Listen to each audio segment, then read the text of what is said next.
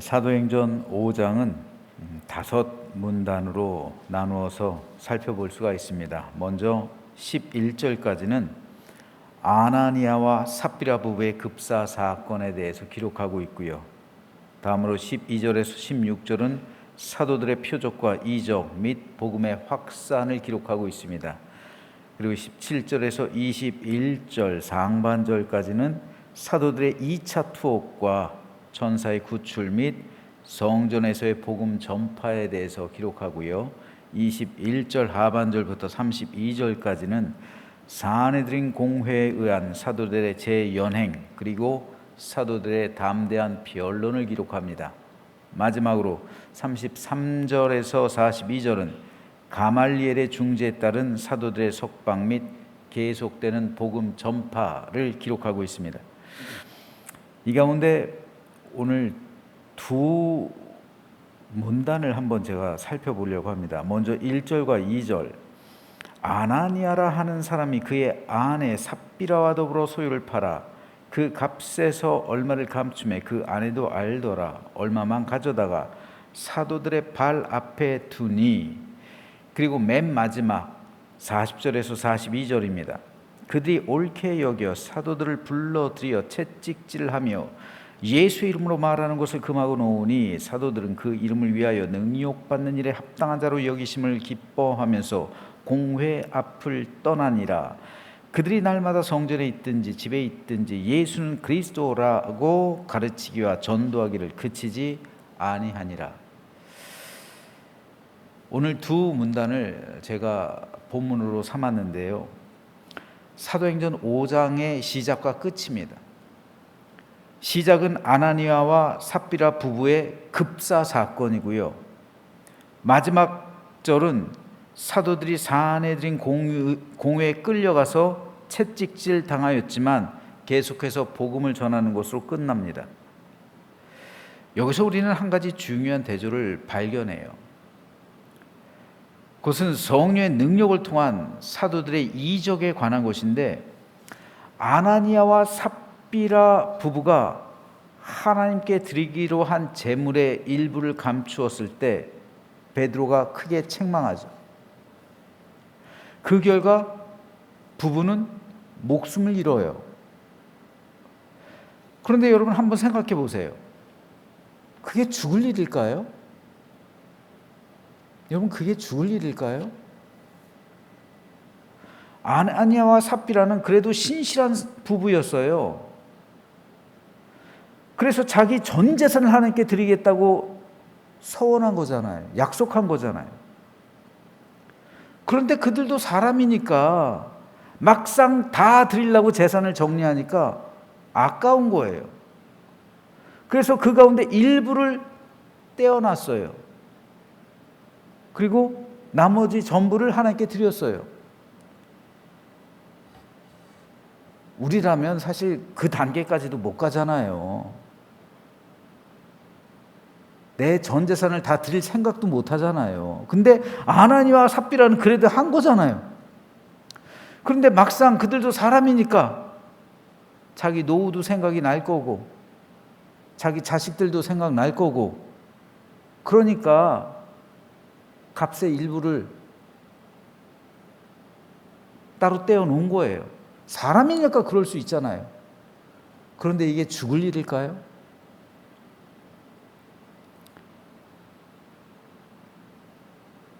성령께서는 그러나 여지없이 가차없었어요. 그들의 죄악을 드러냅니다. 베드로를 통해 책망하게 해요. 그런 다음 차례로 죽이신 거예요. 이 소식이 알려지자 초대교회 내부는 발칵 뒤집혀진 거예요. 거룩한 두려움이 초대교회 내부 안에 가득하게 됐고 하나님께 함부로 약속하지 않게 돼요. 그리고 사도들이 얼마나 성령으로 충만했는지 각종 이적을 베푼 기사가 12절부터 기록이 되고 있죠. 그런데 그렇게 성령 충만했던 사도들이 산헤드린 공회에는 무력하게 끌려가요. 우리 생각엔 아니 그 성령의 능력으로 사내들인 공회를 향해 아나니아와 삽비라를 꾸짖듯이 책망하면 그들 역시 죽어야 되잖아요. 그러면 복음을 따로 증거하지 않아도 두려움 가운데 사내들인 공회 회원들이 지도자들인데 그들이 다 예수님을 믿을 거 아니에요. 복음을 받아들일 거 아닙니까? 그런데 왜 여기서는 이적이, 사람을 죽이는 이적이 나타나지 않았을까요? 왜 성령의 능력으로 그들을 치지 않으셨을까요? 왜 성령께서는 아나니아와 삽비라는 거짓말했다는 이유로 죽이셨으면서 사도들을 연행해서 감옥에 가두고 채찍질하고 교회를 협박하고 있는 그 사내들인 공의회 회원들을 왜 가만히 두셨을까요? 오늘 우리가 이에 대해서 좀 살펴보려고 합니다. 먼저 오늘 보면 1절에는 우리말 성경에서는 생략된 헬라어 단어가 하나 나와요.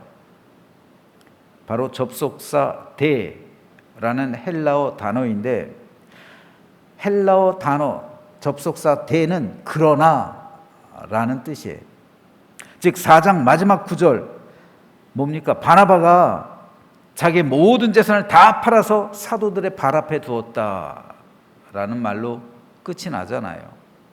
사도들의 발 앞에 두었다. 그래서 바나바가 예루살렘 초대 교회에 있어서 중심 인물로 부각되고 있는 거예요. 떠오르고 있는 거예요. 그런 사람이 드무니까요. 바나바는 나중에 한번 기회가 되면 살피겠지만 굉장히 부자예요. 레위 지파 사람이에요. 자기 부자였으면서 족보도 있고 혈통도 좋고 그런 사람이에요. 그런데 자기의 모든 재산을 다 팔았어요. 또 그 바나바가 얼마나 부자였냐면은 마가 있잖아요. 초대 교회를 사용했던 마가의 집. 마가가 바나바의 조카였잖아요. 그러니까 마가가 그 정도 재산을 가지고 있었으면 바나바는 그에 못지않은, 아니 오히려 더 큰 재산을 가지고 있었겠죠. 근데 다 팔은 거예요. 그리고 그걸 다 초대 교회에 내놓은 거예요. 하나님께 드린 겁니다. 그러니까 바나바가 초대 교회에서 중심 인물이 되고 그리고 인정받게 되는 거예요. 사람들에게 존중받게 된 거예요. 자, 그 상황에서 그러나로 시작되는 거예요. 5장에서는요. 아나니아와 삽비라 그들도 역시 바나바가 그렇게 존중받는 모습, 교회에서 성도들에게 인정받는 그 모습을 보고 그 모습이 부러웠던 거죠. 좋지 않은 말로 시기심이 들어간 거예요. 질투가 난 겁니다. 그래서 자기들도 바나바처럼 모든 교인의 사랑과 인정과 존중을 받기 위해 자기들의 모든 재산을 우리도 바나바처럼 드리겠다 소원한 겁니다. 약속한 거예요. 교인들 앞에서 약속한 거예요.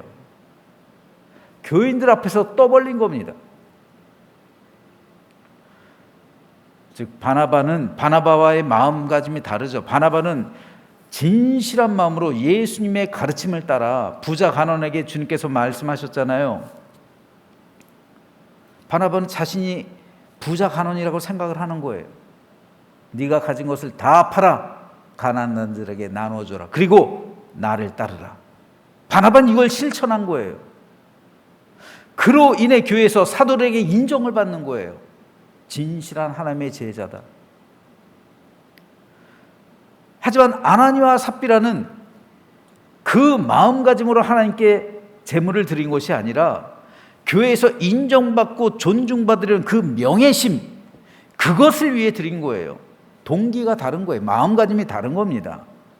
그러다 보니까 다 드리기에는 아까운 거예요. 아까운 마음이 있는 거예요. 왜 안 그렇겠어요? 마음의 동기가 다른데. 그래서 그들은 일부를 빼놓고 이것이 전 재산이다. 그러니까 그것을 드림으로 바나바가 누리고 있는 그 지위, 교회에서의 중직, 명예, 이것을 취하려 했던 거예요. 베드로는 그 사실을 다시 한번 확인하고 있는 거예요. 이것이 진짜 너희가 하나님께 드리려고 했던 것의 전부냐? 그러나 그들은 하나님 앞에서 거짓말을 했죠. 그래서 베드로는 이렇게 말을 하는 거예요. 누가 당신들한테 전 재산 바치라고 강요했냐? 아까우면 처음부터 일부만 드리든지 안 드리면 또 어때?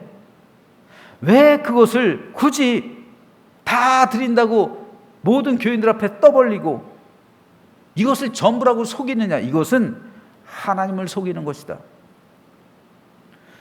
그 말을 했을 때 성령께서 그들의 영혼을 거두신 거예요.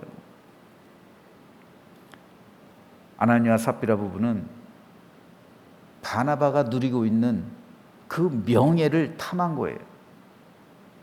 그래서 바나바의 흉내를 낸 겁니다. 하나님은 그 마음 안에 있는 명예에 대한 욕심과 교회에서 존중받으려는 그 시기심을 보신 거예요. 그래서 그들 영혼을 거두신 겁니다. 그 일로 인해 초대교회는 거룩한 두려움이 임한 거예요. 이제 하나님의 교회는, 신약 교회는 막 첫걸음을 뗀 상태예요. 그러므로 하나님의 교회는 가장 성결하고도 순결해야만 했습니다. 순수해야 했어요. 그런데 그렇게 성결해야 할 하나님의 교회가 아나니와 삽비라 부부의 시기심과 잘못된 욕망으로 인해 더럽혀진 거예요. 그래서 하나님은 그들의 영혼을 거두신 겁니다. 즉 교회의 성결과 순수함을 위해 아나니와 삽비라가 가져온 교만과 욕망의 죄악을 교회 가운데 제거시키신 거예요. 정화시키신 겁니다. 이것을 보여주는 구약의 예가 또 있죠. 노아의 방주에서 나온 함과 가나안이 아버지 노아에게 성적인 희롱을 하죠. 그로 인해 새롭게 된 이 세상에서 다시 죄악을 가져오게 됐어요. 그래서 노아가 함과 가나안을 저주한 거예요. 새롭게 된 세상에 또 성적으로 타락시킨 사람이 함과 가나안이었기 때문에, 그래서 노아는 자식이었음에도 불구하고 함과 가나안을 저주한 거예요. 아나니와 삽비라 역시 새롭게 시작된 하나님의 교회, 죄악을 가져왔기에 하나님은 그들을 죽이심으로 교회를 성결하게 한 겁니다. 그리고 교회의 거룩한 두려움을 가져오게 만드신 거예요. 자, 그렇다면 왜 하나님은 세상 사람들에 의해 사도들이 능욕당하고 감옥에 갇히고 채찍질 맞을 때는 그들을 가만히 두셨을까요? 아나니아와 삽비라는 그 영혼을 거두셨으면서 왜 아나니아와 삽비라보다 훨씬 더 큰 죄악을 저지르고 있는 그 악인들은 왜 그냥 내버려 두시고 도리어 그들에 의해 사도들이 핍박을 당하게 하시고 나아가 순교하셨을까요? 그 이유는 구원과 생명 때문입니다. 아나니아와 삽비라는 교회 내부의 사람이에요. 교회 내부의 문제예요. 즉 그들이 비록 하나님 앞에서 거짓말하기는 했지만 그들 역시 구원과 생명을 얻은 사람으로 보는 게 맞는 거예요. 그러나 하나님의 교회는 거룩하고 성결해야 하기 때문에 하나님은 교회를 정결하게 하기 위해 그들 영혼을 데려가신 거예요. 하지만 세상 사람들은 교회 밖에 있는 사람들이에요. 그 상태로 죽으면 지옥 가는 거예요. 아나니아와 삽비라의 영혼은 데려가셔도 그들은 예수님을 믿는 사람들이고 그들도 제자들이에요. 비록 그들이 시기심을 갖고 있고 잘못된 판단을 했지만 그래도 그들 영혼은 구원받았다고 보는 게 상식적인 거예요. 맞는 말입니다. 하지만 대제사장을 비롯한 세상 사람들은 그렇지 않아요. 대제사장을 좀 세상 사람이라고 표현해서 좀 그렇습니다만 종교인이잖아요. 어쨌든 세상 사람과 다름없는 구원에서 열애된 사람이잖아요. 예수님을 십자가에 못 박아 죽인 사람이잖아요. 돈으로 대제사장을 산 사람이 세습직이 아니잖아요. 돈으로 산 사람이에요. 정치 권력으로 세상 사람보다 훨씬 악한 사람이죠. 그런 사람들은 죽으면 그냥 지옥 가는 거예요. 그래서 하나님은 사도들을 희생시키십니다. 그들에게 끝까지 기회를 주시는 거예요. 사도들을 희생시키시면서까지요. 예수님께서도 우리를 구원하시기 위해 주님의 생명을 버리신 거잖아요.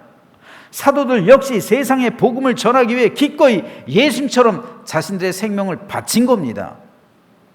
그러므로 성령의 능력은 교회 내부적으로는 성결로 드러나는 거예요. 성령의 능력은요, 교회를 정화시킵니다. 교회를 향한 성령의 능력은 정화시키고 모든 죄를 소멸하고 성결하게 하고 깨끗하게 하는 거룩의 권능과 능력으로 나타나는 거예요. 하지만 외부적으로는요, 핍박과 박해로 나타나는 거예요. 핍박과 박해라는 십자가로 성령의 능력이 드러나는 거라고요. 따라서 우리가 성령으로 충만해지면 교회에서는 성결해지는 거예요. 그리고 세상에 나가서는 복음을 전하기 위해 내 십자가를 지고 가는 거예요. 이게 성령의 능력입니다. 우리가 성령으로 진정으로 충만해진다면, 우리가 성령 세례를 받고 성령으로 충만해지고 성령의 능력이 우리에게 임한다면 교회 내부적으로는 성결해지고 세상에서는 내 십자가를 지고 가는 것으로 나타나는 거예요. 이슬람교는 한 손에는 꾸란을,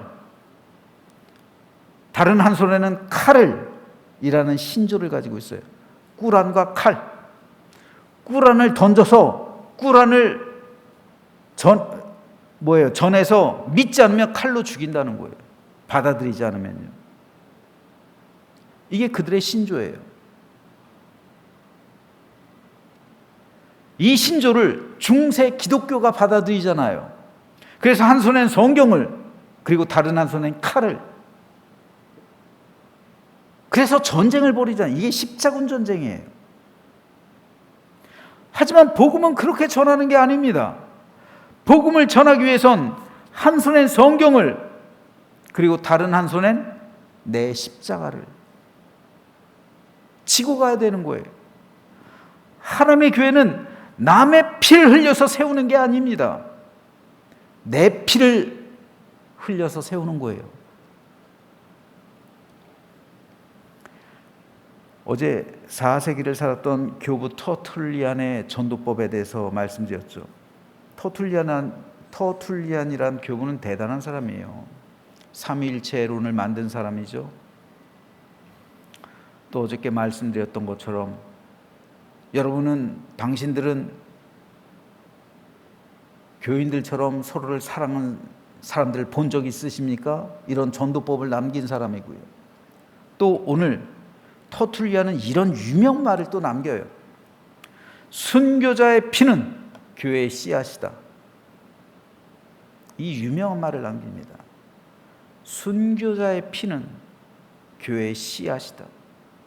순교자가 흘린 피가 거기서 씨앗이 되어서 자라는 거예요. 그래서 교회가 되는 거예요. 예수님의 피가 예루살렘 교회를 탄생하게 했죠. 그리고 초대교회를 이루었던 제자들의 피가 전 세계로 흩뿌려졌을 때 그곳에서 교회가 생기게 된 거예요. 그 결과, 그 열매가 지금에까지 이어지고 있는 거잖아요. 그러므로 오늘 우리가 알아야 될 두 가지예요. 성령의 능력과 참된 역사는 교회 내부를 향해서는 성결의 능력으로 나타나고 교회 밖을 향해서는 성도들의 십자가로 나타난다는 사실, 이것을 오늘 우린 깨달아야만 합니다. 즉 내부적으로는 성결, 외부적으로는 십자가. 이것이 성령의 능력으로 충만해진 사람들이 행해야만 하는 삶입니다. 성령으로 충만하다고 하는 사람들이 외부적으로 세상 사람들하고 핏대를 올리면서 싸우는 사람들이 있어요. 그거 잘못된 거예요. 그거 십자가 아닙니다. 그거 십자군이에요.